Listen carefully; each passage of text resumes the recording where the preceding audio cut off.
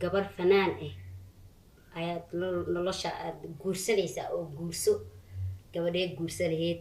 waa inaan ayin yar iyo aamustaa jawaabta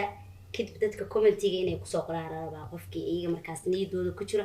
ilaa adiga iyaga inaad different noqotiina laga yaabo marta ma fahanti soo waa iyara aamusaysaa kadib ay soo qoray okay hada waa sheegi kartaa okay su'aashaada horta aan si fiican u fahmo waxa waaye haddii lagu dhaho gabar fanaana guurso gabadhee guursaleed oo fanaan Soomaaliyeed dee iska cad hadii commentiga waxay soo qoraan guursan lahayd waxay soo qori doonaan way afkaaga aad ugu sheegtaa si dad badan aad jiro bogta aan ogeyn ilaa ma shaqeynaysid ma shaqeynaysid su'aasha sheekh ma waxaagana waa ka cas ya san ma isku raali geliyaa